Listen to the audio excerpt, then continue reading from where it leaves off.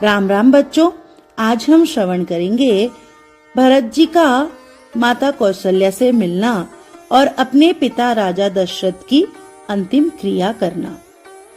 कैकेयी से पिताजी के मरण की बात सुनकर जैसे ही भरत जी और शत्रुघ्न जी माता कौशल्या जी के पास पहुँचे तो उन्होंने देखा कि माँ ने मैले वस्त्र धारण किए हुए हैं और उनके चेहरे का रंग ही बदल गया है। वे इतनी व्याकुल लग रही है मानो उनका शरीर ही सूख गया हो।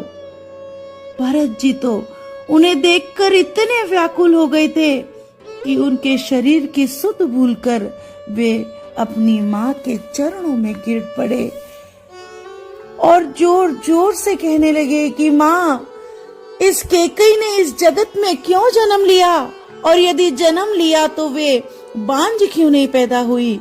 उन्होंने मेरा क्यों जन्म किया, वे मुझे क्यों इस दुनिया में ले आई। मेरे ही कारण ये सारा कार्य हुआ है। तीनों लोकों में मेरे समान कोई अभागा नहीं है। माँ तेरी ये दशा भी मेरे ही कारण हुई है। मैं ही इन सब अनर्थों का कारण हूँ। पिताजी स्वर्ग में है और श्री राम जी वन में है। मुझे धिक्कार है माँ, मुझे धिक्कार है। भरत जी के कोमल वचन सुनकर उन्होंने भरत जी को उठाकर छाती से लगा लिया और नेत्रों से आंसू बहाने लगी। माता ने ऐसा जाना जैसे श्री राम जी ही लौट कर आ गए हों। फिर उन्होंने शत्रुघ्न को भी अपने हृदय से लगाया। माता ने बड़े ही प्रेम से भरत जी को गोद में बिठाया और उनके आंसू पोंछकर कोमल वाणी से बोली, मैं तुम्हारी भलैया लेती हूँ पुत्र। बेटा, तुम धीरज धरो। इस समय को बुरा जानकर तुम अपने शोक को त्याग दो पुत्र। पिता की आज्ञा से श्री राम, लक्ष्मण और सीता वन को चले गए, परंतु हे पुत्र, मैं न तो उनके साथ ही गई और ना ही मेरे प्राण उनके साथ भेजे। ये सब कुछ मेरी आंखों के सामने हुआ पुत्र। फिर भी मेरा अभागा जीवन इस शरीर को नहीं छोड़ रहा है भरत। राम सरीखे पुत्र के प्रेम में ही तुम्हारे पिताजी का जीवन था और इसीलिए पुत्र प्रेम में ही उन्होंने अपना शरीर त्याग दिया। मैं कैसे तुम्हें बताऊं कि मेरी क्या दशा है। कौशल्या जी के वचनों को सुनकर भरत जी सहित सारा रनिवास व्याकुल होकर विलाप करने लगा।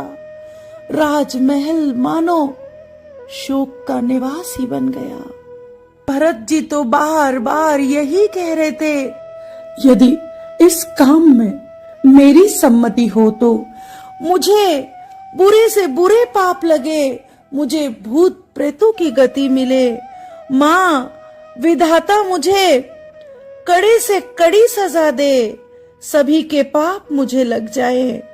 तभी माता कौशल्या जी ने कहा कि भरत, तुम तो मन और वचन शरीर से भी सदा ही श्री रामचंद्र जी के प्यारे हो।